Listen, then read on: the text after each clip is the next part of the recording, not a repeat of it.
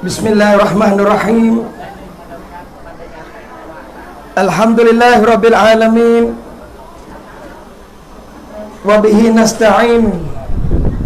ولا حول ولا قوة إلا بالله العلي العظيم وصلى الله على نبينا محمد وعلى آله وصحبه وسلم أما بعد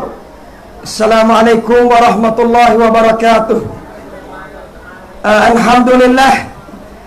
นะครับก็ขอชุกรต่ออัลลอฮฺซุบฮานะฮูวะตะอาลาพี่น้องที่รักที่มีเกียรติทุกท่านนะครับตลอดจนขออภัยพี่น้องด้วยนะว่าเสียงผมเนี่ยนะอาจจะดังเล็กน้อยนะครับแล้วก็ถ้าคนไม่ได้ติดตามเพจหรือไม่ได้ติดตามเฟซเนี่ยเขาก็จะงงว่าไอ้บังนี่มาทำอะไรนะแต่ถ้าคนที่ติดตามเพจอยู่แล้วนะครับพี่น้องเขาก็จะรู้มาบายันก่อนที่จะคุยนะครับพี่น้องผมก็ขอชื่นชมไอ้หนุ่มเรานะครับฮาฟิซเนี่ยนะผมไม่รู้จักเป็นการส่วนตัวชีวิตผมเจอกับไอ้บังนี่ครั้งเดียวนะที่กกท.ใช่ไหมครับพี่น่าจะจำไม่ผิดนะอินชาอัลลอฮ์อาฟิบอกครั้งนั้นนะบอกว่าอาจารย์ถ้าผมนิกาเนี่ยอยากเชิญอาจารย์มาคุตบะนิกาได้ไหมผมบอกได้โทรนัดคิวแล้วกันตกลงไปน้องทำตัวเลยละ15 กุมภาพันธ์ดีแล้วที่แต่งไม่ตรงวันเลนไทน์แต่มันแต่งเมื่อวานไอ้มันแต่งหลายอาทิตย์ที่แล้วใช่ไหมพี่นะเอาละแต่ให้มาบรรยายวันนี้นะบอกอาจารย์ไหนๆมาแล้วนิกาเหมือนกันเปลี่ยนจากกุตบะนิกามาบรรยายกันคืนแล้วกันอัลฮัมดุลิลละห์บอกวัยรุ่นขยับผมต้องช่วยแล้วเดินพร้อมกับมันแน่นอนหัวข้อที่จะนสีฮัตตัวเองและก็พี่น้องในค่ำคืนนี้นะครับพี่น้องเรื่องนิกะห์สุนนะห์นบีแล้วก็การหุกมคนอื่นขอโทษนะมึงไอ้มาคนละช็อตเลยอันนี้ช็อตขาวจ้วเลยนะพอบอกหุกมคนอื่นเนี่ยมาอีกช็อตนึงเลยไอ้นี่หวานเจี๊ยบไอ้นี่ดุปึ๊บเลยแล้วจะมายังไงอัลฮัมดุลิลละห์นิกะห์งานเดียวเราได้จัดได้ใน2 คู่เนี่ยและบางครั้งเรากุตบะนิกะห์เนี่ย3 คู่กุตบะไอ้นี่พี่น้องอัดทีเดียวเลยอัดการนิกะห์วันเดียว3 คู่แล้วทำไมบรรยาย2 หัวข้อจะอยู่ในคืนเดียวไม่ได้ดังนั้นนะครับพี่น้องเตือนด้วยรักและจริงใจผมไม่รู้จักใครส่วนตัวที่นี่หน้าที่บับลีอับดุลรอห์มานดาว่าทั่วโลกนะคนใช้กับไปไม่ต้องใช้เชิญนะครับพี่น้องเรียกว่าใช้แล้วกันอันดับแรกขอให้เราตั้งเนียดให้ดีนะพี่น้องอินนัมัลอามาลุบินนียตอามัลต่างๆขึ้นอยู่กับการตั้งเจตนาเราฟังศาสนาพี่น้องที่รัก1เพื่ออามัล2เพื่อดาวะ2อย่างไม่มีฟังแล้วโต้ฟังแล้วทะเลาะฟังแล้วแตกแยกฟังแล้วเอาไปเถียงกันนี่ไม่ใช่ฟังศาสนาไอ้นี่เขาเรียกว่าจะเอาชนะตามนัฟซูไม่ใช่ตามอัลลอฮ์นะครับ1อามัล2ดาวะพอเลยบางคนบอกอาจารย์ขอโทษนะบังผมมาครั้งแรกที่นี่เดินเข้ามาคนงงอาจารย์สายไหนเนี่ยผมก็บอกว่าผมน่ะสายบุรีอยู่ปัตตานีนู่นและสายไหนอาจารย์พูดให้ไว้รุ่นชัดๆถ้าเขารู้อาจารย์บังเขาเรียกว่าอาจารย์บังสายเวิร์ดอะไรของอาจารย์สายเวิร์ดวัยรุ่นมันรู้กันนะบอกบับลี่ของแท้ต้องใส่คอนเวิร์ตออสตาทำไมอาจารย์มันติดตั้งแต่สมัยเรียนศิลปะตะกอนนะผมก่อนจะได้เรียนศาสนาเนี่ยก็อัลฮัมดุลิลละห์ไปใช้ชีวิตแบบอะไรเขาเรียกแบบรู้จักดุนยามาอยู่ระยะหนึ่งนะพี่น้องและกลับมา แล้วบอกกับพี่น้องว่าตั้งใจดีๆนะพี่น้องคืนนี้ผมขอนะเสียตัวเองและตัวพี่น้องด้วยเรื่องนิกะห์วันนี้วันที่พ่อแม่ภูมิใจที่สุดนะครับพี่น้องนั่นคือวันที่ได้เห็นลูกตัวเองเป็นฝั่งและเป็นฝาแต่พูดแบบโลกไม่สวยนะอัลลอฮฺบิลลาฮิมินซาลิกหลายบางคู่โทรมาหาอาจารย์ทำยังไงคะฟ้องหย่าสามีได้ไหมบอกทำไมจะฟ้องอันนี้มันไม่ละหมาดบางที่บอกสามีติดน้ำท่อมบางที่นะอัลลอฮฺบิลลาฮิมินซาลิกสามีเป็นตุ๊ดพอบอกเจอเคสต่างๆเหล่านี้พี่น้องครับอิสลามจึงสอนตั้งแต่แรกเวลาเราไปบรรยายตามมหาวิทยาลัยให้แก่ชาวบ้านเยาวชนคำถามในวัยรุ่นมันถามเยอะมากอาจารย์คนในดุอาเป็นยังไง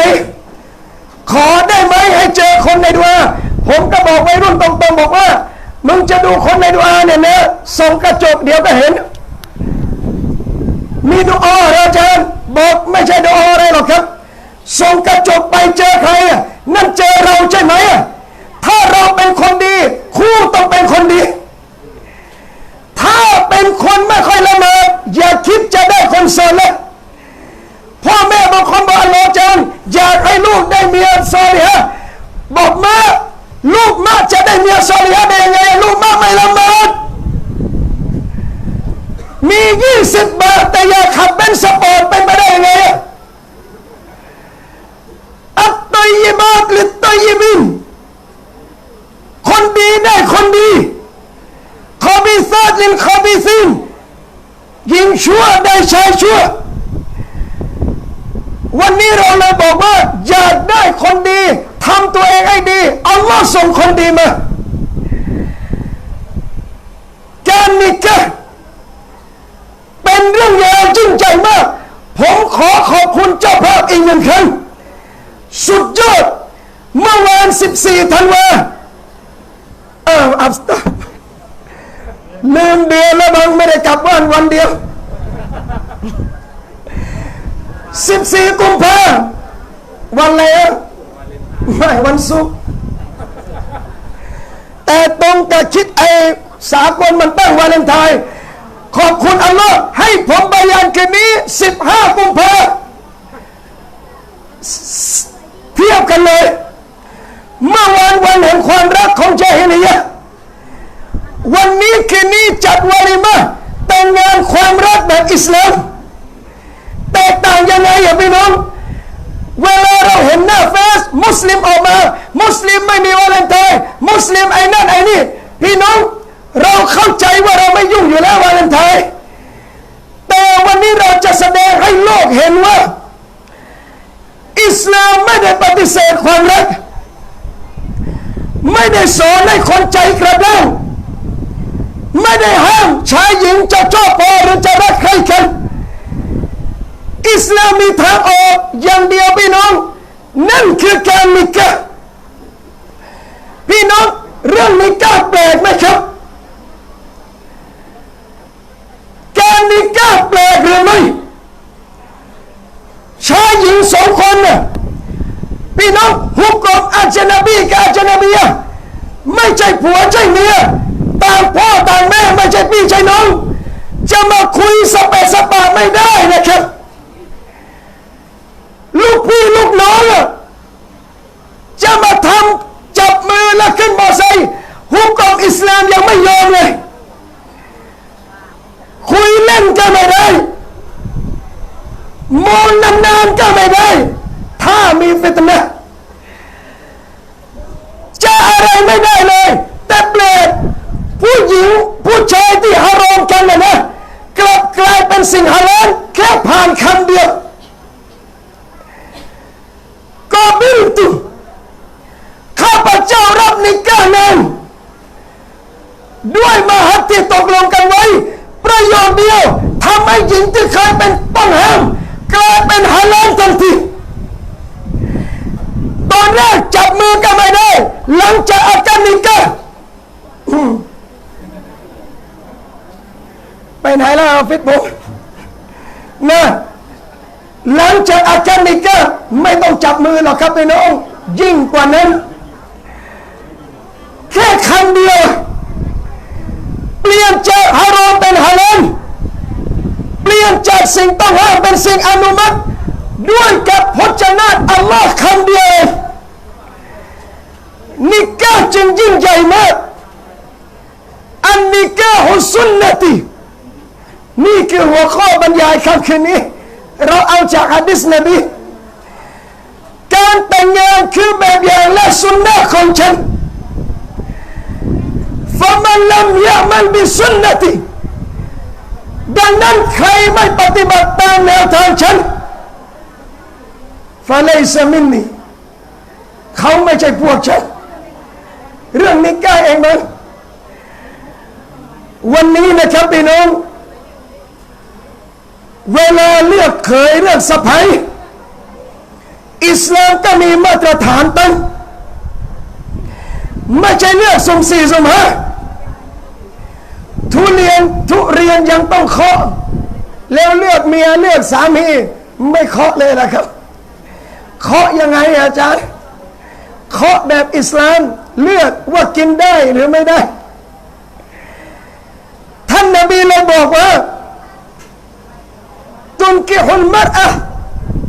สตรีจะถูกเลือกแต่งงานเนี่ยนะพี่น้องลิอัรบะ4ประการด้วยกันหนึ่งลิจามาลีสวยมีใครตั้งสเปคว่าอยากได้คนขี้เหร่ไหมไม่และทีนี้ปัญหาว่าใครขี้เหร่ขี้เหร่หรือสวยไม่มีอะไรวัดพี่น้องที่รักเราชอบแสดงว่าไม่ขี้เหร่นะเราไม่ชอบแสดงว่าไม่สวยในสายตาเราแต่คนอื่นก็มองสวยเขาเรียกอัมรุนนิสบีไม่มีมาตรฐานอะไรวัดอาจจะประเพณีเองเหมือนเราวันนี้อยากขาวลงไปอยู่ซูดานสิครับพี่น้องขาวอย่างกับเผือกขายดีไหมเขาดูเขาบอกผิวดำนะพี่น้องสวยดำแบบซูดานมาอยู่เมืองไทยเราหันหลังออกหมดเลยเยรูนะไม่มีใครเอาเลยวันนี้บอกว่าลิจามาเรียสวยในอันดับแรกแน่นอนเราไม่ปฏิเสธและอิสลามก็อนุมัติด้วยเวลาจะแต่งใครนะดูหน้าก่อนอย่าโชว์แข้งบางคนโชว์แข้งมุสลิมใส่นิกอบเห็นตาอย่างเดียวถูกต้องสวยงามแบบอย่างแต่เวลาจะอากัดและจะขอเนี่ยนะเปิดให้เขาดูได้บางคนบอกไม่เป็นไรอาจารย์เรียบร้อยเป็นใช้ได้เดี๋ยวมันวิ่งกันไม่ทันคืนส่งตัวสลับพูดนะพี่น้องขอมาอัพนะใช้สำนวนแบบวัยรุ่นในระบังนะมันจะได้ไม่หลับอุลามะซอเลห์บางท่านในอดีตบอกว่าการแต่งงานที่ไม่ได้ผ่านการมองมาก่อนคือมองแบบฮาลาลนะไม่ใช่มองในเฟซหรือส่งตามเฟซมองเพื่อจะขอถ้าไม่แต่งมาก่อนไม่มองมาก่อนไม่ดูตัวก่อนมันจะนำมาซึ่งความโศกเศร้าและเศร้าหมองจริงหรือไม่เป็นไรอาจารย์เขาเรียบร้อยอัลฮัมดุลิลละห์ผมไม่มีอะไรไม่ดูหน่อยนะบังไม่เป็นไรเอาเลยอินชาอัลลอฮ์นะมันก็อัลฮัมดุลิลละห์บางคนอาจจะรับได้แต่อย่าลืมนะบารุนคนนี้ต้องอยู่กับท่านทั้งชีวิตนะครับเหนื่อยกลับมาอย่างเงี้ยไปน้องเปิดไปอย่างนั้นนะนี่คือสิ่งที่ท่านเลือกแล้วอยู่ๆจะทำยังไงพี่น้องอยู่ๆจะหย่าเลยได้ไหมผิดอะไรดูก่อนเมื่อดูมุสลิมถามผมว่าอาจารย์แล้วผู้ชายดูเราเขามีสิทธิ์เลือกแล้วมุสลิมเลือกได้ไหมเราก็บอกว่าอัลลอฮ์ก็ให้สิทธิ์มุสลิมเลือกเหมือนกัน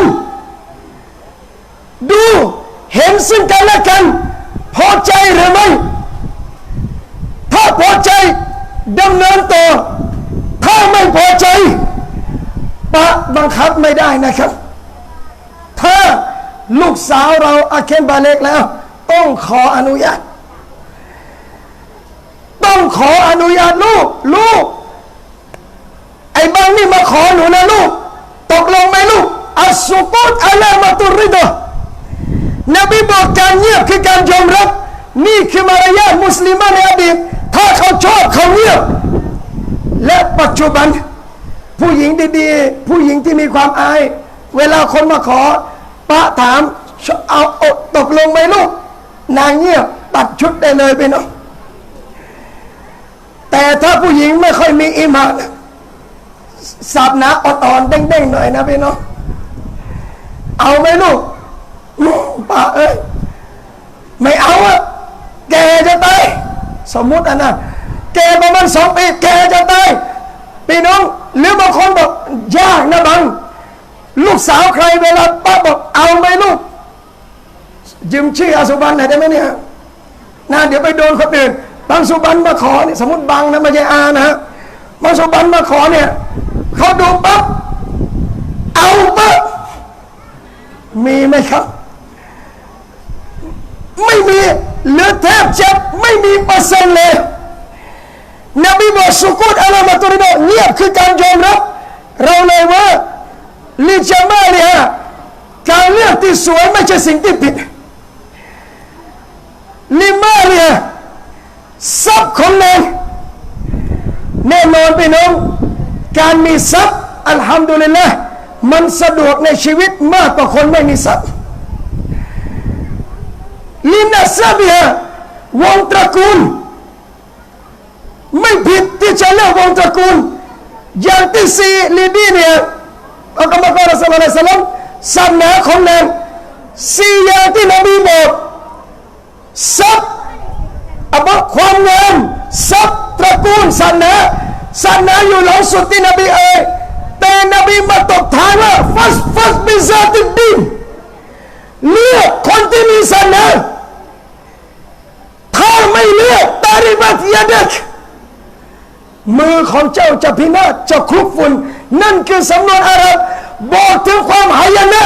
ใครเลือกผัวเลือกเมียโดยไม่เน้นศาสนาเตรียมกายหน้าผากอนาคตข้างหน้าได้เลยเลือกเมียสวยโดยไม่สนใจอีมานเกิดอะไรขึ้นขอโทษนะครับมันก็เกิดตามหน้าเฟซไงที่ผู้หญิงแม่ผมเกรงใจนะพูดได้นะบอกสตาฟลี่ไม่ค่อยยั้งเท่าไหร่เราพูดแล้วผมไม่ได้ด่าใครส่วนตัวนะผมด่าโดยรวมเลยนะอูซุบิลลาฮิมินซาลิกผู้หญิงมุสลิมบางคนมีสามีแล้วพวกแอปตัวเองลงเฟซเช็คคอมเมนต์เช็คยอดไลค์พี่น้องเวลาคนไลค์เวลาคนเมนต์สวยจังน่ารักจังสดใสจังบางคนแซวแบบลามกอีกผมไม่ตำหนิผู้หญิงเท่าไหร่นะพี่น้องแต่ที่น่าตำหนิที่สุดคือสามีของนางปล่อยได้ยังไงเมียตัวเองโพสออกไปแบบนั้นนางสวยใช่แต่สวยไม่มีอีมานสุดท้ายนางจะหมดความละอายโพสออกไปคนเห็นเป็นพันสามีรับผิดชอบเต็มสามีจะบอกอะไรกับอัลลอฮ์นี่คือสิ่งที่ท่านเลือกคนสวยแต่ไม่เน้นอีมานสุดท้ายความละอายหมดศักดิ์ศรีของผู้ชายทันทีเกิดอะไรขึ้นเพราะท่านเลือกวงตระกูลแต่ไม่เน้นศาสนาลูกอิหม่ามก็เลวได้นะครับลูกโตครูก็ไม่รอดนะครับบางครั้งลูกคนขายยาบ้ากลายเป็นคนดีเฉยเลยเพราะอะไรพี่น้องวงตระกูลไม่ได้วงตระกูลเนี่ยสืบวงตระกูลแต่สืบอีหม่านไม่ได้สุดท้ายนบีบอกฟัดบิดาติดดีนเลือกคนอีหม่านแล้วชีวิตคู่จะมีบารักัต วันนี้พี่น้องที่รักครับเมื่อผมบอกตรงนี้ย้อนไปดูอย่าทักหรอกโอ้น้ำดีแล้วน้ำอินทผลัมด้วยเดี๋ยวเสร็จบรรยายขอ2 แก้วพี่เลยนะได้นะพี่นะอันฮับจุลินละแม่นี่แหละเลยชอบอยู่กับวัยรุ่นเข้าใจกันนะเราบอกว่าดูตัวอย่างพี่น้องในสมัยท่านนบีศ็อลลัลลอฮุอะลัยฮิวะซัลลัมท่านนบีเนี่ยนะครับเป็นผู้นำและเป็นคนที่เอาใจใส่ซอฮาบะห์ของท่านมากนบีเวลาเจอซอฮาบะห์สิ่งหนึ่งที่นบีถามซอฮาบะห์อะลาตะตะซะวัจแต่งงานหรือยังเอาดูสิพี่น้องคนระดับนบีเจอซอฮาบะห์วัยรุ่นนบีถามว่าแต่งงานหรือยังนบีถามครั้งหนึ่งพี่น้องถามไซดีนาจุลัยบีบรดิยัลลอฮุอันฮุจุลัยบีบรู้จักชื่อจุลัยบีบใช่ไหมครับนะฮะลบชื่อดาราออกจากเมมโมรีหัวใจแป๊บนี่สิ่งที่น่าเจ็บปวดเยาวชนมุสลิมเฮ้ยขอโทษนะรู้จักชื่อดาราเยอะกว่าชื่อซอฮาบะห์อีกมึงรู้จักนักบอลยิ่งกว่าซอฮาบะห์อีกมึงมุจาฮะดะห์กับดารายิ่งกว่ามึงมุจาฮะดะห์กับซอฮาบะห์อีกลบมันไปบ้างเพราะจำชื่อดาราเยอะไม่ได้ว่าจะเข้าสวรรค์และไม่ได้เพิ่มอีหม่านด้วยจุลัยบีบชายผิวดำหน้าตาน่าเกลียดบ้านก็ไม่มีอยู่รูปร่างก็ขี้เหร่กินน้ำตามไอ้ถนนหนทางที่มันขังนะพี่น้องลำธารจุลัยบีบกวาดกับมือไม่มีแม้กระทั่งแก้วจะตักน้ำกินซอฮาบะห์หลายบางท่านไม่รู้จักด้วยว่าชายคนนี้ชื่ออะไรแต่นบีรู้จักเห็นอะไรไหมครับนบีเป็นคนถ่อมตัวของเราไม่ได้คนยกนิดเดียวไม่มองรากหญ้าเลยนบีสูงกว่าเราไม่รู้กี่พันเท่าไปน้องตำแหน่งท่านนบีรู้จักจุลัยบีบซอฮาบะห์ขี้เหร่ยากจนครั้งหนึ่งพี่น้องที่รักท่านนบีศ็อลลัลลอฮุอะลัยฮิวะซัลลัมเจอจุลัยบีบจุลัยบีบโอ้จุลัยบีบเอ้ยอะลาตะตะซะวัจแต่งงานหรือยังจุลัยบีบทำไมไม่แต่งงานจุลัยบีบบอกนบีว่ายารอซูลุลลอฮ์ใครจะเอาจุลัยบีบหน้าตาก็ขี้เหร่บ้านก็ไม่มีอยู่จนอีกต่างหากนบีเงียบพรุ่งนี้เจออีกมาชาอัลลอฮ์อัลลอฮุมะศ็อลลิอะลามุฮัมมัดนบีเราพี่น้องศ็อลลัลลอฮุอะลัยฮิวะซัลลัมเจอจุลัยบีบครั้งที่2อะลาตะตะซะวัจยังไม่แต่งงานนะจุลัยบีบยารอซูลุลลอฮ์ใครจะเอาจุลัยบีบหน้าตาก็ขี้เหร่พูดเหมือนเดิมเลยไม่มีเงินไม่มีอะไรเลยนบีเงียบไม่น้องสุดท้ายนบีเดินไปบ้านชาวอันซอรมาชาอัลลอฮ์เป็นซอฮาบะห์ที่นบีขอภรรยาอุมัรยังไม่ได้รับสิทธิ์ขนาดนี้เลยนะครับขนาดไซดีนาอุมัรเป็นกุเรชได้สักนบีไปบ้านชาวอันซอรบอกว่าซาวัจนีอิบนะตักโอ้ท่านเอ๋ยแต่งงานลูกเขาเรียกให้ฉันแต่งงานลูกสาวท่านนะมาชาอัลลอฮ์อัลกุรอานศ็อลลัลลอฮุอะลัยฮิวะซัลลัมนบีบอกอย่างนี้พี่น้องพ่อตกใจเลยนบีจะขอลูกสาวเราให้ไหมครับ ไม่ต้องนบีหรอกพี่น้องเอ้ยแค่ระดับคนละหมาด5 เวลามีมารยาทงดงามไม่สูบไม่เล่นยาเสพติดนะไม่สูบบุหรี่ขอลูกสาวเรานะ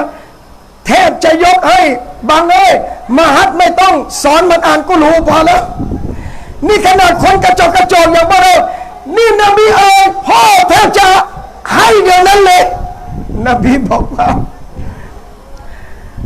ฉันไม่ได้จะแต่งเอง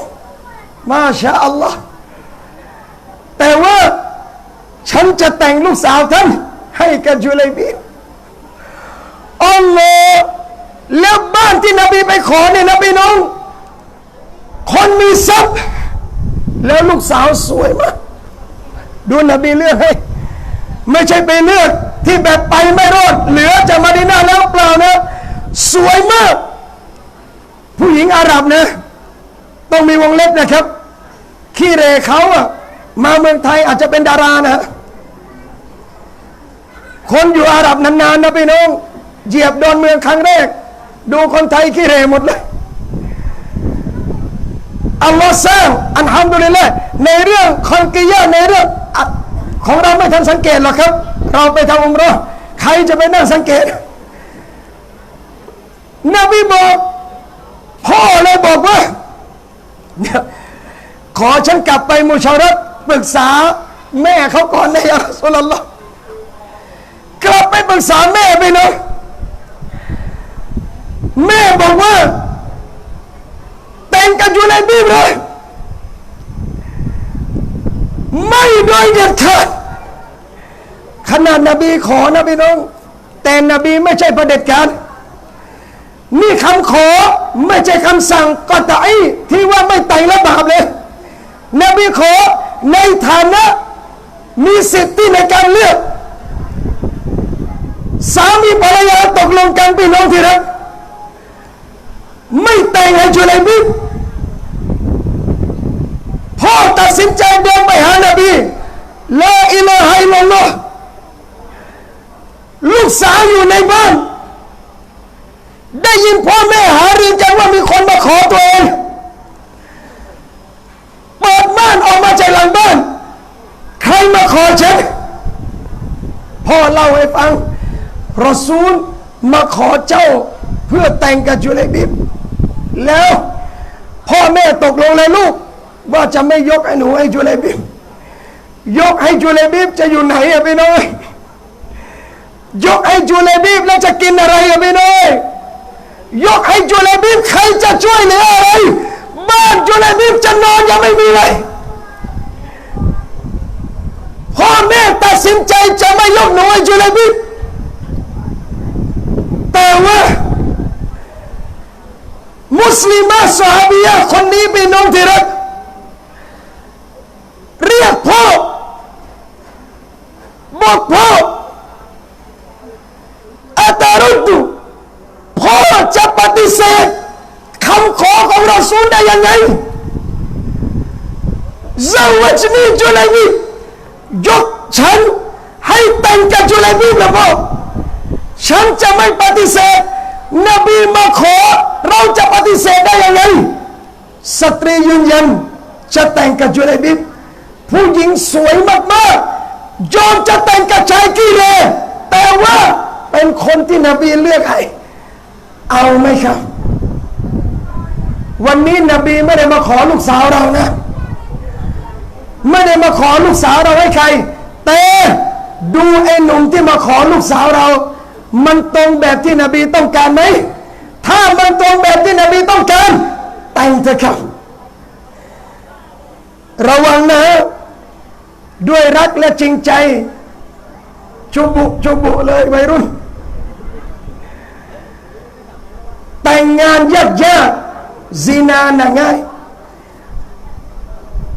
ทำเรื่องง่ายให้เป็นเรื่องยากขอโทษนะครับถ้าเปิดบังกะโลรีสอร์ทวัยรุ่นมันไปเปิดกันนะมะนะด้วยรักและจริงใจบับลีอับดุลรอห์มานพูดวันนี้จนวันตาย500 บาทค้างคืนสบายบือชายหญิงมุสลิมมันจีบมันมันจีบเป็นแฟนกันนะพี่น้องเราเวลา เขาจะมาขอเราทำให้เป็นเรื่องยากสุดท้ายเด็กมันไม่ได้สมบัติมันพ่อแม่มันไปทำซินามันไปทำในทางฮารอมใครจะรับผิดชอบซอฮาบียะบอกแต่งฉันกับจุลัยบิบตกลงแต่งกับจุลัยบิบมาชาอัลลอฮ์ผมถามพวกเรานะบังถ้าเราเป็นจุลัยบิบระดับนั้นนะบ้านก็ไม่มีอยู่ เงินก็ไม่มีใช้วันหนึ่งจะได้แต่งกับผู้หญิงสวยมากๆคืนนี้นอนหลับไหมครับพรุ่งนี้อากาศคืนนี้ทำไรพี่น้องเรียบร้อยมารู้เลยครั้งหนึ่งในชีวิตและอาจจะไม่มีอีกเลยตลอดชีวิตอาการนิกะจะอาการนิกะถึงเวลาที่เดินเพื่อจะไปแต่งไปหาภรรยาลาอิลาฮะอิลลัลลอฮ์เวลาจุลัยบิบจะเดินไปบ้านผู้หญิงไปน้องที่รักสตรีรอแล้ววะลีเขารอแล้วทั้งหมดรอเรียบร้อยจุลัยบิบเดินมายาอัลลอฮ์เสียงประกาศลั่นมาดีนะยาขัยลัลลอฮ์อิลกิบฮัยอัลจิฮาดตรงกับเกิดจิฮาดตั้งพอดีอัลลอฮฺอักบัร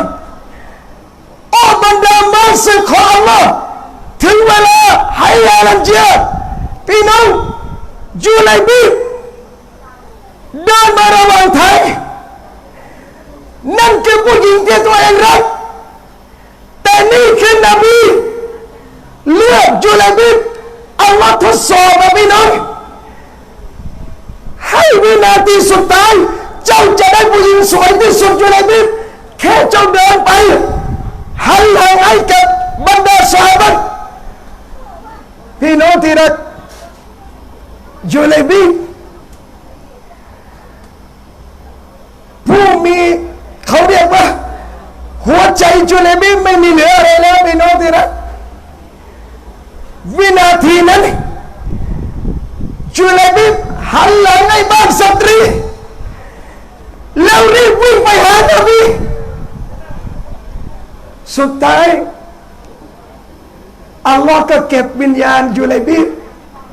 อย่างวีรบุรุษที่สุดยอดคนหนึ่งไปน้องที่นั่นเวลาเสร็จศึกนบีถามซอฮาบะห์ว่ามีใครหายไหมพวกเราซอฮาบะห์บอกมียารอซูลุลลอฮ์ไปหาเจอมีใครหายอีกไหมซอฮาบะห์บอกไม่แล้วยารอซูลุลลอฮ์ครบหมดแล้วพวกเราวะลากินนี่นบีบอกแต่ฉันรู้สึกว่าจุลัยบิบไม่อยู่พี่น้องดูนบีนะครับซอฮาบะห์ไม่เอ่ยถึงแล้วนะจุลัยบิบนบีบอกแต่ฉันหาจุลัยบิบไม่เจอจงออกไปหาจุลัยบิบคนเจอจุลัยบิบนอนอยู่พี่น้องเรียกนบีมานบีเดินไปที่จุลัยบิบนอนคว่ำหน้าเสียชีวิตมุชริกีน7 คนนอนรอนบีบอกว่าจุลัยบิบก็แต่ละซับซุมบะกอตาลูจุลัยบิบคนเดียวสู้กับ7 คนมุชริกนี่และสุดท้ายเขาก็เสียชีวิตนบีจับจุลัยบิบพลิกตั้งบนหน้าขาท่านนบีร้องไห้นบีบอกอัลลอฮฺโอ้อัลลอฮฺข้าพระองค์เป็นพยานว่าเขาใช่ใครเป็นพยานพี่น้องนบีฮาซามินนีวะนะมินเขาคือส่วนหนึ่งจากฉันและฉันคือส่วนหนึ่งจากจุลัยบิบจากเขานบียังคงพูดฮาซามินนีวะนะมินจนลมมายัดจุลัยบิบลงหลังจากเหตุการณ์วันนั้นพี่น้องที่รักผู้หญิงที่คนทั้งมาดีนาต้องการเป็นภรรยามากที่สุดคื คือผู้หญิงที่ยอมตกลงกับจุลัยบิบทั้งมะดีนะห์นะครับพี่น้องต้องการจะขอสตรีคนนี้เป็นภรรยาหมดเลยจากเดิมเป็นผู้หญิงซอฮาบียะห์ที่ว่าไม่ใช่โด่งดังหรือเป็นที่รู้จักอะไรอย่างนั้นนะพี่น้องแต่ทั้งมะดีนะห์ต้องการมาหาผู้หญิงคนนี้เพราะไม่ใช่สวยไม่ใช่เพราะรวยแต่เพราะอีมานที่นางยอมแต่งงานกับจุลัยบิบ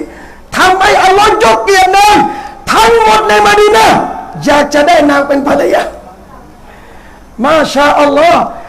นี่คือคุณค่าของการเลือกคนซอลิห์ชะบาบเยาวชนมุสลิมการนิกาห์เป็นภารกิจของอุมมะห์ไม่ใช่เรื่องกระจอกนบีบอกพี่น้องแต่ซาวจูอัลวาลูดวัลวาดูดจงแต่งงานนะกับผู้หญิงที่ให้ลูกมากๆและที่มีความรักต่อสามีมากๆนบีอยากให้อุมมะห์มีจำนวนมากๆฟะอินนีมุกาฟิรุบิกุมุลอุมัมยอมัลกิยามะห์เพราะฉันจะเอาพวกท่านไปประกวดกับอุมมะห์อื่นๆในวันกิยามะห์ยาอัลลอฮ์มุสลิมแต่งงานไม่เหมือนกาเฟรแต่งงานเขาแต่งงานสนองความใครแต่มุสลิมแต่งงานเพื่อสนองบัญชาของอัลลอฮ์ยิ่งใหญ่สุดยอดวัยรุ่นที่เข้มแข็งไม่ใช่วัยรุ่นไอ้กระจอกที่ไปจีบที่ไปแซะที่ไปคุยมันทุเรศบอกว่าบับลีอับดุลรอห์มานพูดว่าวัยรุ่นมุสลิมที่นั่งจีบกันที่นั่งออซที่นั่งไลน์ที่นั่งเมสเซนเจอร์ทุเรศที่สุดผมพูดผมรับผิดชอบยันกิยามะห์ทำได้ยังไงอ่ะนี่แหละที่นบีสอนท่านวัยรุ่นที่เข้มแข็งผู้ชายที่มีระบุรุษมันจะไม่ซอเลมหรือลดเกียรติสตรีชอบต้องขอถ้าไม่พร้อมจะแต่งอย่าเสือกจิตตั้งแต่แรกกะว่าจะพูดเสียงเบาๆนะแต่บับลีอับดุลรอห์มานสไตล์เนี่ยไม่ได้ทะเลาะกับใครและไม่ได้โกรธใครแต่มันเป็นฟีลลิ่งและไม่ต้องไปเพ้อเจ้อในเฟซนะครับเสียงดังอย่ามันตะโกนเลอะเทอะเพราะในเฟซผมถือว่าเป็นส้วมใครจะพูดจะโพสอะไรก็เรื่องของมันไม่สนใจก็จบอย่าให้เฟซบุ๊กมีผลกับชีวิตมุมินนะพี่น้องนะอย่าไปนั่งเครียดสมัยเรียนช่างนะพี่น้องมันโพสเขียนด่าเราในส้วมพ่อเราโรงเรียนนั้นโรงเรียนนั้นพ่อโรงเรียนเราเกิดเราไปนั่งเครียดประสาทจุดตายเลยปล่อยเฟซบุ๊กคือพื้นที่ส้วมสเตตัสคือการระบายอารมณ์ของคนคนหนึ่งแล้วไปสนใจอะไรกับมันเยอะแล้วเธอบอกเลยว่าชะบาบเยาวชนมุสลิมต้องเข้มแข็งชอบต้องขอถ้าไม่พร้อมอย่าจีบถ้าจีบเมื่อไรพร้อมแต่งเลยอะไรคือพร้อมอาจารย์เลยบ้านหนึ่งหลังรถ1 คันเงินเดือน30,000นั่นคือพร้อมไม่ใช่นบีบอกยามาชะบาบโอ้วัยรุ่นเอ้ยดูนบีเตือนมานิสตาบะอามินกุมุลบะฟาลิยะตะซาวจใครในหมู่พวกท่านมีความสามารถจงแต่งงานอัลบาอะอะไรคือความสามารถ1 สุขภาพ2 นาฟะกะห์ให้นาฟะกะห์เมียได้ไหมนาฟะกะห์ไม่จำเป็นต้องทำงาน 7-8 แสนต่อเดือนพี่น้องเข็นลูกชิ้นขายข้างหน้านั่นก็หาเงินแล้วอาจารย์ฉันได้เงินวันละ200หาเมียที่แบบรับได้กับริสกีเราแบบนี้มันขายลูกชิ้นหน้าปากซอยได้วันละ200กำไรพี่น้องละหมาดสุเราไม่ขาดเป็นคนดีช่วยเหลืองานของอัลเลาะห์อัลฮัมดุลิลละห์ขอให้เจอผู้หญิงที่รับท่านได้ดีกว่าเงิน 7-8 แสนแต่ไม่ละหมาดเอาทั้งเรือเอามาทำอะไรอ่ะพี่น้องบุรุษที่เข้มแข็งคือกล้าขอผู้หญิงต่อให้ขอคนที่2ด้วยขอคนที่3ด้วยคนแก่บางคนขอมาอัพนะครับแต่ไม่ใช่ผมนะ ต้องออกตัวก่อนไม่งั้นได้ต้องกลับเคลียร์ยาวแล้วไม่ใช่คนที่มาพร้อมผมด้วยนะไม่งั้นต้องกลับเคลียร์เหมือนกันคนแก่พี่น้องไปขอเมียคนที่สามคนที่สองอัลลอฮ์เราเห็นนี่มาเยอะไอ้ยอดแม่จะนั่งสิเก็บในสุราพอแล้วบางหัวเราะเลยมีเคสอย่างนี้แหละครับแกแล้วอะไรเยอะยอสิเก็บเถอะยอไปขอพี่น้องไอ้บางไปขอพี่น้องปรากฏว่า คิดว่าได้ไหมครับไม่ได้ได้ก็มีไม่ได้ก็มีแต่สิ่งหนึ่งที่เรายกย่องไอ้ยอดคนแก่เนี่ยนะเขาก็รู้ตัวว่าเขาแก่แต่ทำไมเขากล้าขอเด็กสาวหนึ่งเขามั่นใจทำในเรื่องสุขภาพและทรัพย์ที่พอจะมีในการเลี้ยงดูภรรยาสำคัญนะสำหรับคนที่จะใส่ท่อสองท่อซีต้องได้นะซีไม่ถึงจะใส่ได้ก็แค่ท่อหลอกเข้าใจท่อหลอกไหมรุ่นนะมีโพอย่างเดียวแต่ควันไม่พุ่งนั่นคือผู้ชายที่ชอบพูดเรื่องเมียสองแต่ไม่มีปัญญานะคุยเรื่อยเลยเมียสองอัลลอฮ์อาจจะมีเงินนะสุภาพอาจจะมีเงินนะแล้วก็บางทีสุขภาพไม่แข็งแรงไม่สบายบ่อยอย่างเงี้ยอย่านะครับพี่น้องแต่ถ้าซีได้ไอ้ยอดนี่ซีถึงไปขอพี่น้องมาชาอัลลอฮ์เขากล้าที่จะเดินผมบอกไอ้ยอดเนี่ยเป็นวีรบุรุษดีกว่าวัยรุ่น19 20 23 25แอบคุยแล้วอินนาลิลละเด็กเรียนศาสนาเสือกจีบผู้หญิงทางโทรศัพท์กันมีไหมเล่งตายเขาว่ามีไหมมาลาอยู่บ้านผมบอกอัดเดอร์ถ้าภาษากรุงเทพมีไหมวะจะบอกว่าไม่มีผมสอนปอนนะถ้าไม่มีป่านนี้สุราบ้านเราเต็มแล้ววัยรุ่นไอ้มึงเรียนศาสนาเป็นไปได้เหรอตอนเช้าท่องกุรอานกับอุสตาดมุกรอเลยกว่าจะจบซานาวีอย่างน้อย5-6 จุดต้องจำปากอันเดียวกันเนี่ยตอนเช้าท่องกุรอานกลางคืนอ้อหญิง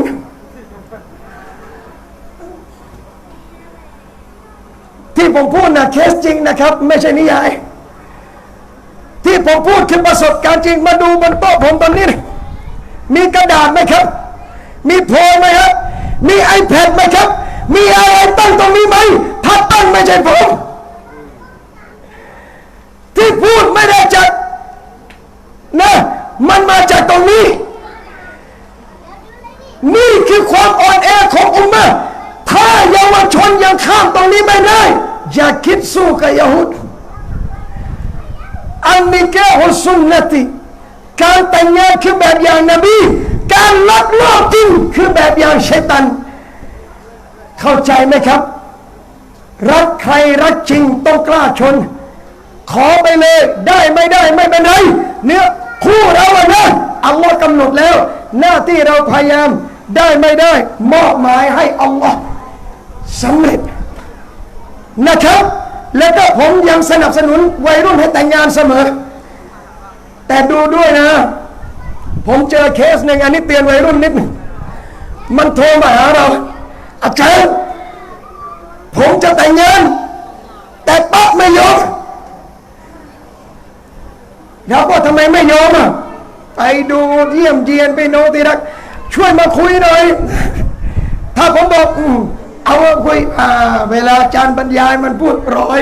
จะช่วยเยาวชนตอนนี้มันไม่มาแล้วไปพี่น้องปรากฏว่าไอ้บังนี่เรียนปี 2มหาวิทยาลัยพ่อขายของยากจนแล้วต้องส่งน้องเรียนอีกป้าบอกว่าอย่าเพิ่งแต่งเลยลูกเพราะต้องช่วยเหลือน้องแบบนี้นะฟังป้าเถอะไม่ไหวมั้งได้เมียแล้วขอตังค์พ่อไปซื้อแพมเพิร์สเนี่ยได้เมียแล้วไปขอตังค์แม่ซื้อนมลูกความเป็นผู้นำผู้ชายก็หมดดูจังหวะถ้ามีความสามารถเลี้ยงดูเมียได้ขอเลยอินชาอัลลอฮ์ ถ้ามีความสามารถเยาวชนนะโตขึ้นขอให้มีความสามารถในการจ่ายนะก็แต่ง2 3 4ตามสบายได้เลยดูแลให้ได้จัดการให้ได้ประคับประคองให้ได้ถ้ากลัวไม่มีความสามารถฟาว่าให้ได้คนเดียวพอลูกผู้ชายที่เข้มแข็งไอ้น้องฟังอุสตาบลีไว้ต้องกล้าที่จะขออย่ากลัวความผิดหวังอกหักแบบนี้ดีกว่าอกหักแบบชัยฏอนจีบกันแล้วอกหักเขาทิ้งนั่งเครียดเปิดเพลงทำมิวสิกอยู่คนเดียวไม่รู้เลอะเทอะตาเคยแหละครับผมก็วัยรุ่นผมก็ผ่านยุคพี่หนุ่ยนะครับ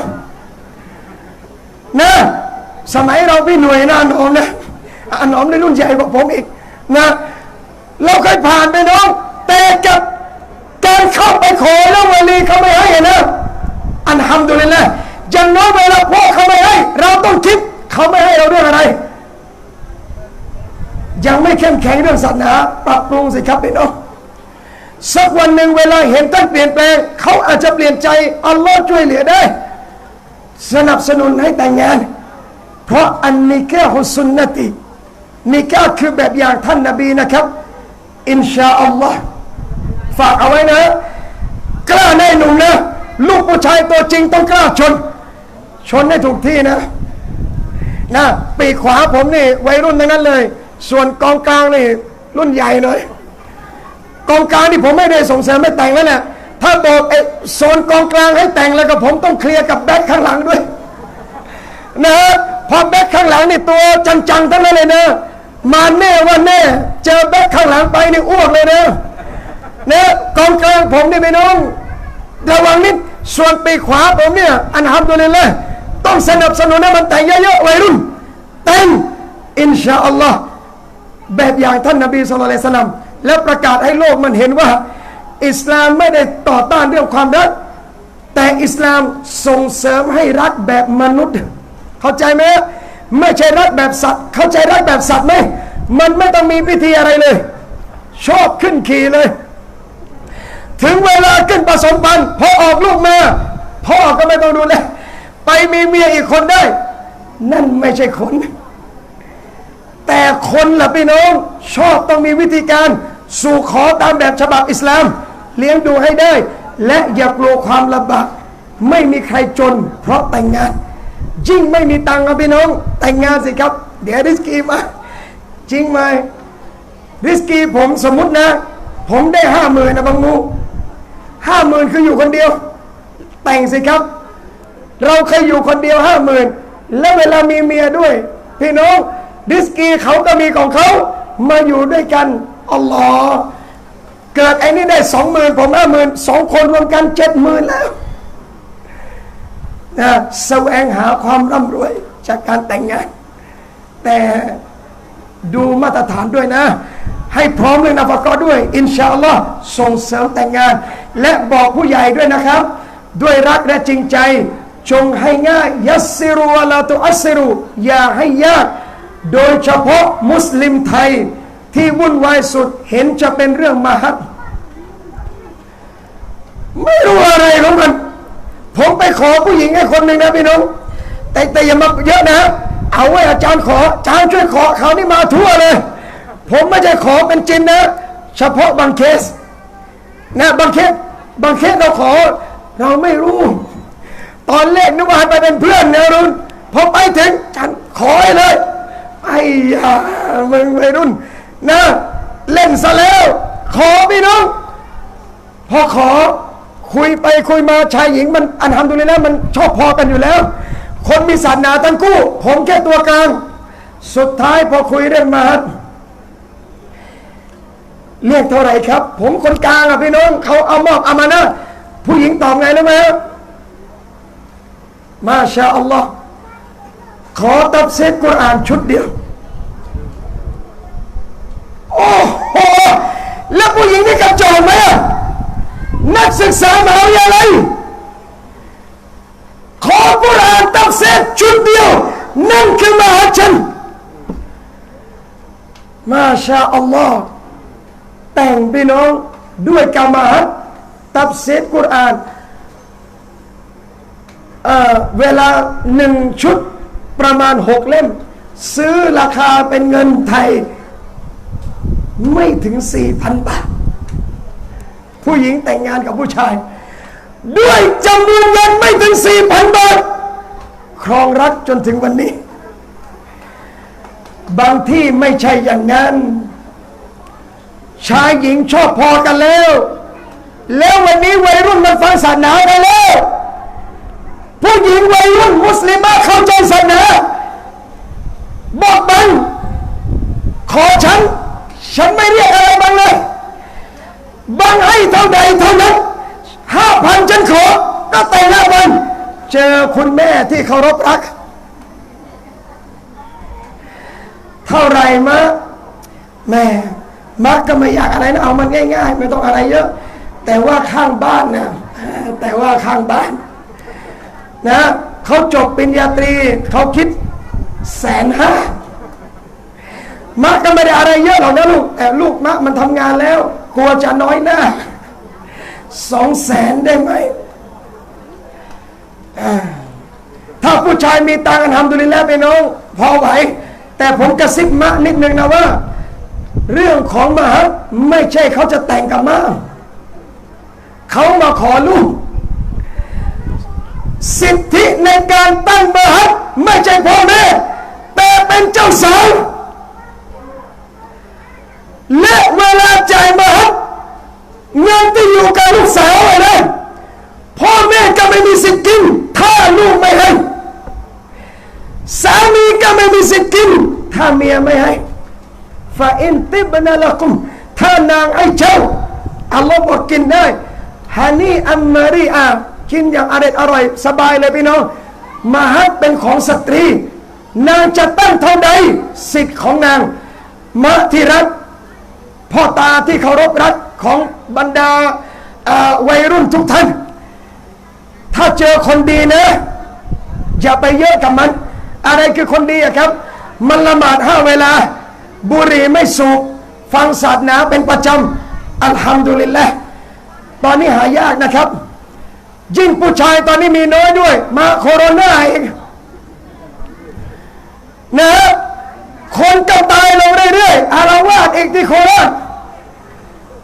ยิ่งใกล้วันกิยามะฮ์คนจะตายเป็นดอกเห็ดเลยพี่น้องคนดีๆมาแล้วนะขอบคุณอัลลอฮ์เขามาหาลูกท่านพอลูกท่านเป็นคนดีนี่กะซอฮาบะห์นะครับพี่น้องมาเสนอตัวให้นบีซอฮาบียะห์นบีดูหน้านบีลดสายตานบีไม่เอาซอฮาบะห์ที่อยู่ด้วยบอกยารอซูลุลลอฮ์ถ้าท่านไม่ต้องการแต่งให้ฉันนะมาชาอัลลอฮ์พี่น้องดูนบีผู้หญิงมาเสนอตัวท่านแต่นบีไม่เอาแล้วซอฮาบะห์อยู่ด้วยบอกยารอซูลุลลอฮ์ถ้าท่านไม่แต่งฉันขอแต่งกับผู้หญิงนี้ได้ไหมนบีถามว่ามีอะไรบ้างจะทำมาซอฮาบะห์นี่บอกว่าฉันมีรองเท้าอยู่คู่เดียวรองเท้านะครับคู่เดียวที่เป็นสมบัตินบีหันมาถามผู้หญิงคนนี้อารอดีติอัลานัฟซิตัวเนยตัวเจ้าพอใจไหมที่จะถูกแต่งงานด้วยรองเท้าคู่เดียวซอฮาบียะห์นี่ตอบว่านั่นพอใจยารอซูลุลลอฮ์แต่งพี่น้องทำไมครับชีวิตจะบารักัตหรือไม่อัลซอมุฮุนนะพี่น้องผู้หญิงที่บารักัตที่สุดไอซารุฮุนนะมาอูนะคือผู้หญิงที่มีมหัศอย่างง่ายๆไม่ต้องเยอะแต่ผู้หญิงตั้งเยอะก็ไม่ได้ว่าบาปนะครับเพราะสิทธิ์ของนางแต่วงเล็บนะคนละหมาดครบ5 เวลามีค่ากว่า1,000 ล้านแต่ถ้าวันนี้เราเลือกเงินเป็นหลักพี่น้องก็จะได้เงินเป็นหลักและได้สามีแบบไม่ละหมาดมาเอาไหมครับสามีสายเขียวเอาไม่สายเขียวไปน้องแต่เงินเป็นฟ้อนสายคลีนเขาเนี่ยเขาบอกสายนี้กินคลีนนะทานสมุนไพรอย่างเดียวเอาไหม บางทีก็พ่นสมุนไพรบ้างเอาไหมล่ะแต่เงินให้ท่านได้เดือนละ100,000เดือนละ10,000ได้เลยเผลอๆเป็นเภสัชจำหน่ายยาโดยไม่ต้องมีมอกเอาไหมฮะได้ทั้งสายคลีนได้ทั้งเภสัชเผลอๆเป็นคุณหมอรับจบทิมได้โดยไม่ต้องใช้สายยางรัดมองตาเปล่าเห็นเส้นเลยไฟสวยไฟสลัวยังเห็นเอาไหมครับมันขายทีละแป๊กเนี่ยนะพี่น้องได้เป็นแสนส่งเป็นรถได้เป็นล้านอยากได้เงินเยอะไม่ยากหรอกนะแต่ถ้าอยากได้คนดีเผื่อใจบ้างอินชาอัลลอฮ์นะให้พี่น้องนะครับผมก็ดูอาให้พูดอะไรน้ำเสียงแบบนี้อย่าซีเรียสนะอันนี้ปกติและอัลลอฮ์อีก5 นาทีแวบนิดหนึ่งไอเรื่องการหุกกลมกันเนี่ยนะแล้วนี่ลืมเรื่องนิกาแล้วนะผมจะสรุปง่ายๆจริงๆการหุกกลมไม่หุกกลมกันอันจริงมันไม่ได้เรื่องหุกกลมแต่ผมจะบอกว่าเนี่ยมุสลิมที่ดีสังคมเมืองไทยเราวันนี้นะพี่น้องอยู่ในการแตกแยกอยู่ในการทะเลาะเบาะแว้ง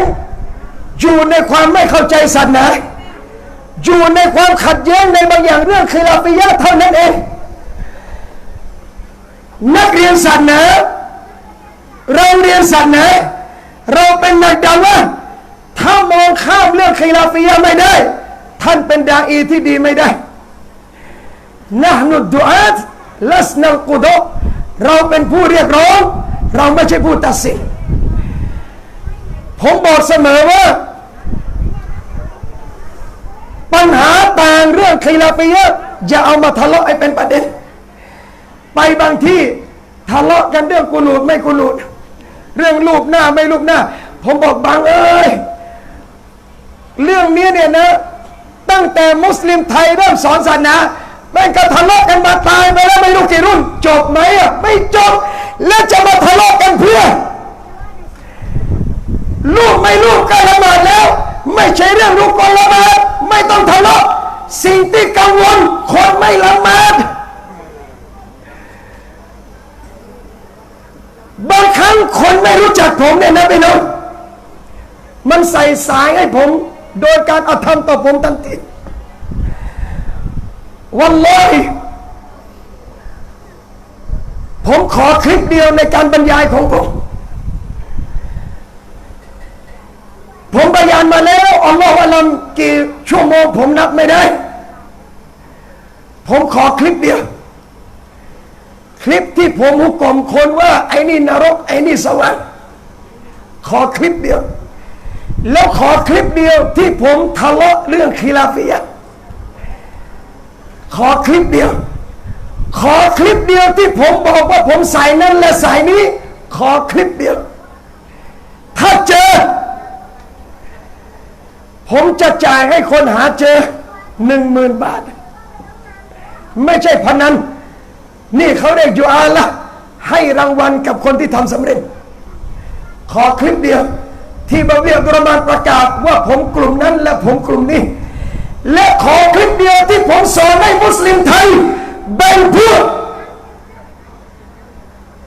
ขอคลิปเดียวอดีตท่านเรียนศาสนาท่านมายังไงผมไม่ทราบคณะเก่าคณะใหม่ฟังอะไรกันมาบ้างผมไม่ทราบและผมไม่ต้องการรู้เลยหน้าที่ผมอย่างเดียววันนี้ปลุกเสือให้ตื่นปลุกเยาวชนที่หลับให้ลุกและเข้ามัสยิดพอชัดไหมครับและใครที่ยังเรียกร้องการแบ่งพวก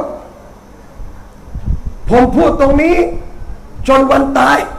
ท่านไม่ใช่คนทำงานศาสนาท่านคือพวกตามนัฟซูและสร้างความแตกแยกให้อุมมะห์กูลูอิบาดัลลอฮิอิควานะจงเป็นบ่าวของอัลเลาะห์อย่างพี่อย่างน้องกันคำนี้ใครพูดนบีพูดบอกผมเสียน้องถ้านบีมาอยู่วันนี้แล้วเห็นมุสลิมทะเลาะกัน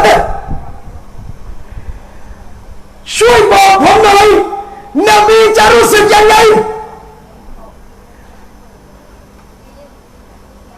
มุสลิมกระด้างทะเลาะเถียงกันในเรื่องไร้สาระมุฮัมมัดรอซูลุลลอฮ์ชายคนนี้จะรู้สึกยังไงเลิกได้แล้วพี่น้องกูนูอิบาดัลลอฮ์อิควานะจงเป็นบ่าวอัลลอฮ์อย่างพี่น้องกันทำในสิ่งที่ท่านศึกษาทำในสิ่งที่ท่านมั่นใจในดะลีล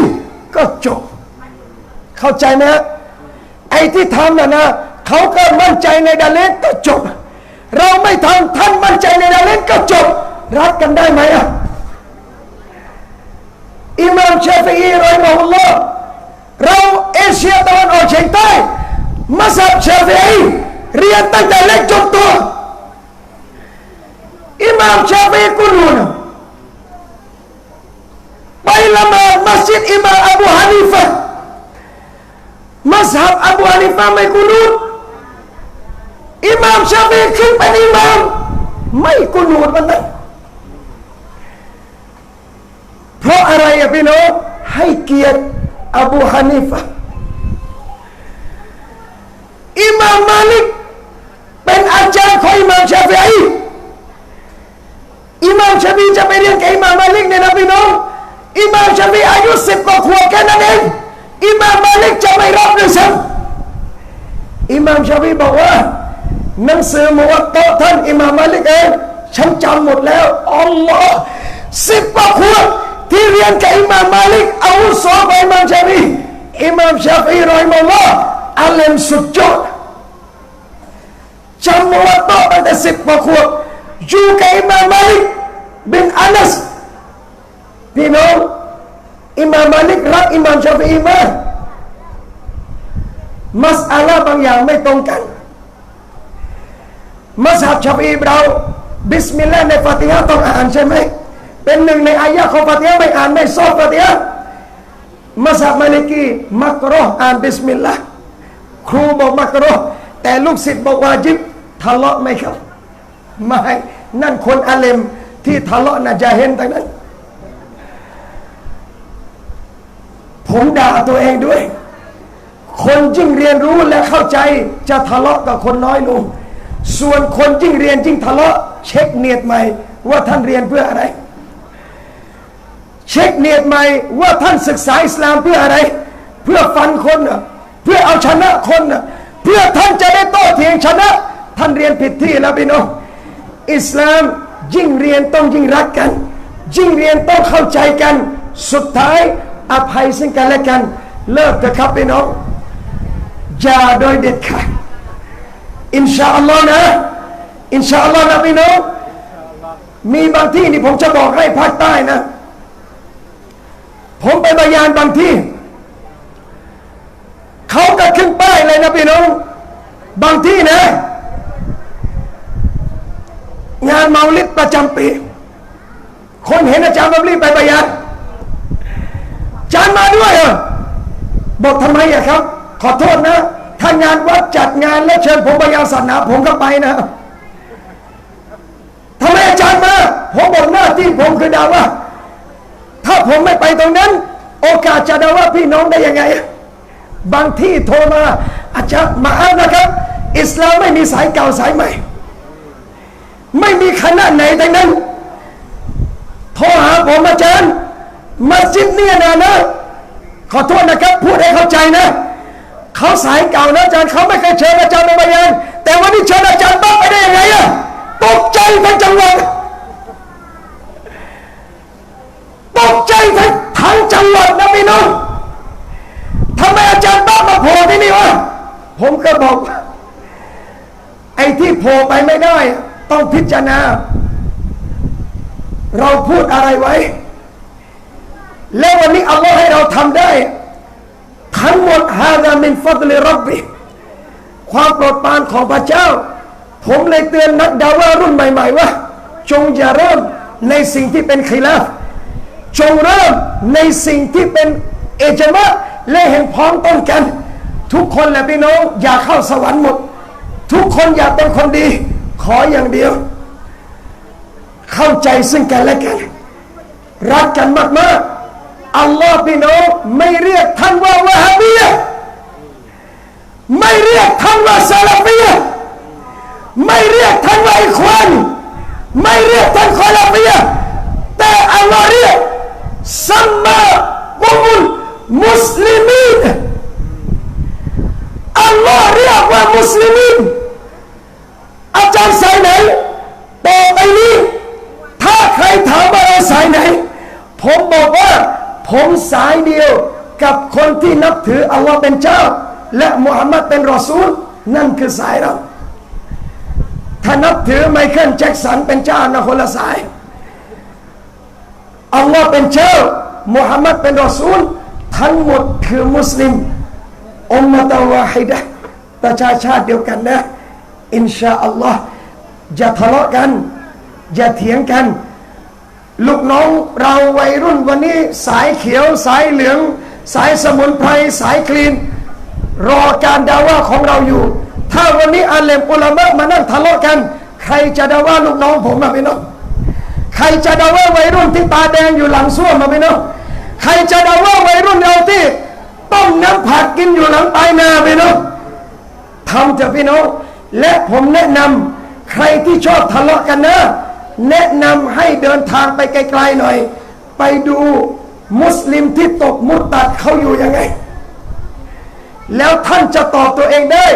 วันนี้ควรจะนั่งทะเลาะกันเรื่องคีลาฟียะห์หรือจะเอาใจใส่กับคนที่ทิ้งอิสลามไปเรื่อยๆด้วยรักและจริงใจพูดไม่เพราะแต่แฝงด้วยบางอย่างบรเพชรไม่เคยหวานนะพี่น้อง